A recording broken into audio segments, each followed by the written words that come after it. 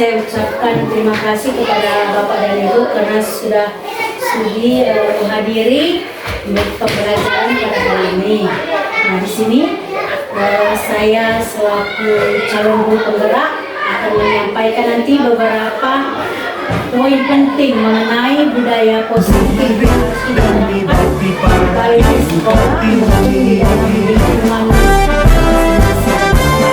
Budaya positif. Budaya positif.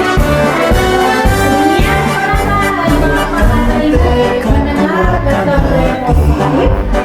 Belum. Baik. Jadi coba pernah mendengar arti budaya positif. Di sini saya akan menjelaskan apa itu budaya positif. Budaya positif adalah penggunaan dan nilai-nilai atau keyakinan yang diterapkan di sekolah. Jadi ada beberapa langkah atau strategi untuk mewujudkan budaya positif yang ada di sekolah. Jadi langkah pertama itu membuat kesepakatan sekolah. Kalau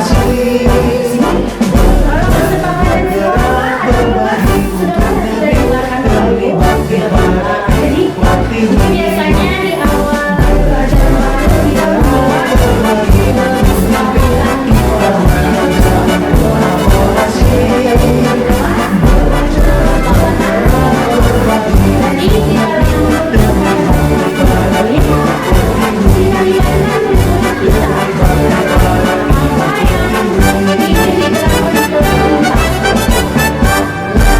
budaya positif.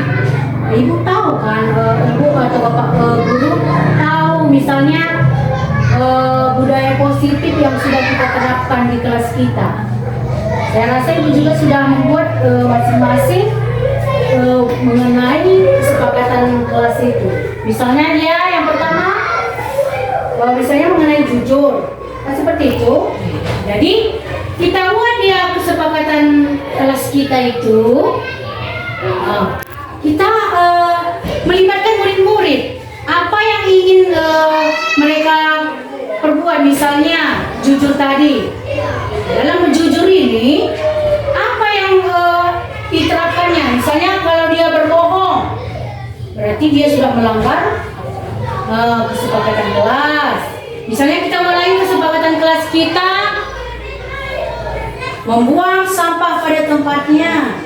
Jadi kalau misalnya ada anak yang tidak membuang sampah pada tempatnya, berarti dia sudah namanya melanggar kesepakatan kelas. Jadi kita libatkan mereka. Apa yang menjadi kesepakatan? Di sini mereka yang berperan aktif. Dia yang membuat keyakinan kelasnya supaya dia tidak melanggar. Nah, biasanya kalau kita sendiri yang membuat, itu ada unsur paksaan seperti dipaksa. Jadi kalau mereka yang membuat keyakinan kelas sendiri, mereka yang melibatkan, otomatis itu mereka akan lebih besar kemungkinan akan menerapkannya.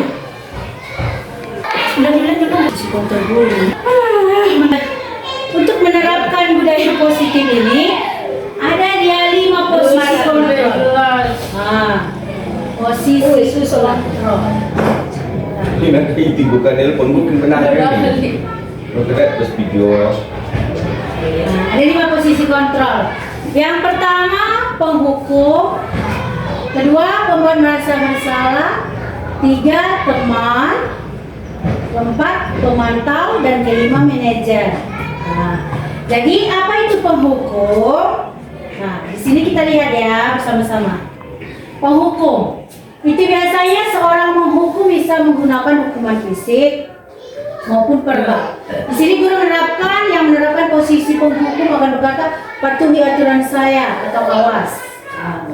Kemudian yang kedua, pembuat merasa bersalah. Pada posisi ini biasanya guru akan bersuara lebih lembut.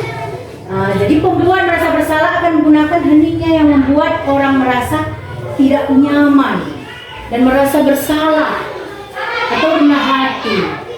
Kata-katanya seperti itu, ibu sangat kecewa sekali dengan kamu, kan seperti itu.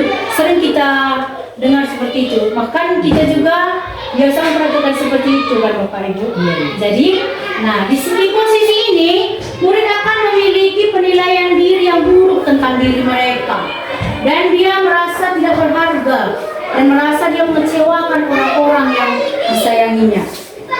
Kemudian yang ketiga, sebagai teman, guru pada posisi ini tidak menyakiti murid namun tetap berupaya mengontrol murid melalui persuasi. Nah, contohnya, ayo bantulah demi Bapak ya, atau ayo ingat tidak bantu Bapak selama ini.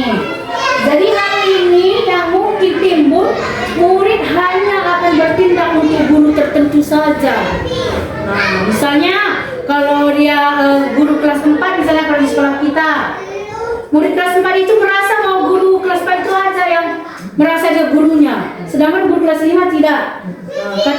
Kata Bapak kelas 5 seperti itu, kata Bapak kelas 5 juga seperti itu. Jadi mereka merasa hanya guru tertentu saja yang merasa dialah gurunya, seperti itu. Kemudian yang keempat, pemantau. Jadi pemantau berarti di sini mengawasi. Pada saat kita mengawasi ini, kita bertanggung jawab atas perilaku orang-orang yang kita awasi. Jadi posisi pemantau berdasarkan pada peraturan dan konsekuensi. Contohnya, contoh kalimatnya, apa yang telah kamu lakukan, sanksi atau konsekuensi apa? Jadi seorang pemantau ini sangat mengandalkan perhitungan, catatan, hanya fokus kepada catatan data yang digunakan sebagai bukti perilaku seseorang. Jadi posisi ini menggunakan slip catatan, stiker. Jadi di sini posisi pemantau ini berawal dari teori stimulus respon yang menunjukkan tanggung jawab guru dalam mengontrol muridnya. Jadi di sini sepenuhnya hanya tanggung jawab guru.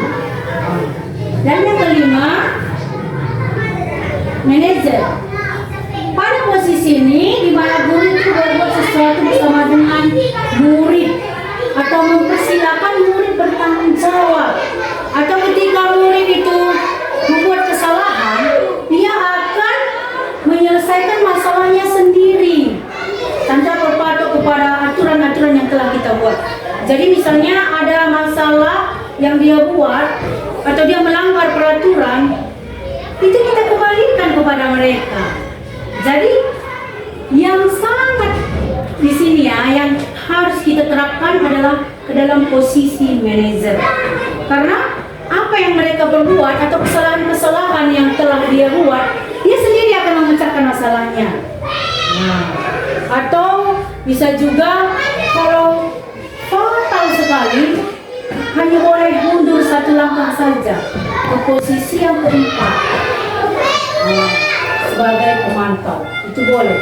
Jadi sini jangan sebagai penghukum, merasa bersalah, teman, bisa mundur hanya satu langkah. Itu pun dalam keadaan yang mendasar. Jadi di sini sebaiknya kita mengikuti posisi kontrol tadi. Jadi di sini kita sebagai guru selalu berpihak kepada murid.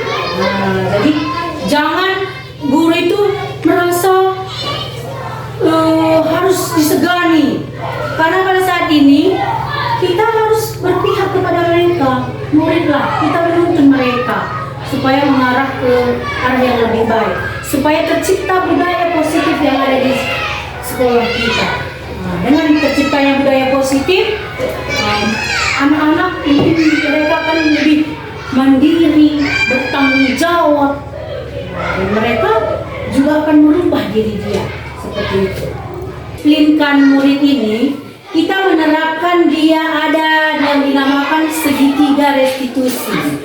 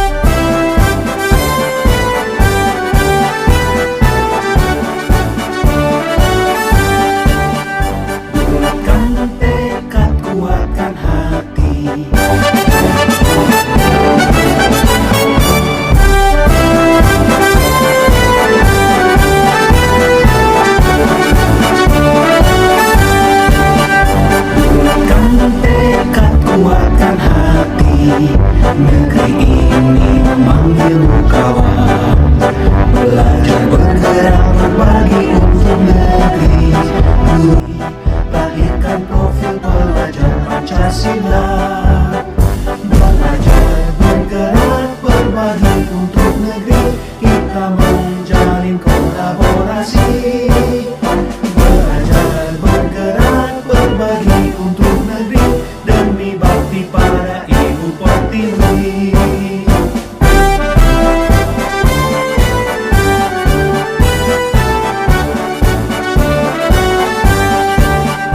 Buatkan tekad, kuatkan hati, negeri ini memanggilmu kawan. Belajar, bergerak, berbagi untuk negeri, guru penggerak majukan pendidikan. Guru penggerak menghamba pada murid, kreatif rancang pembelajaran.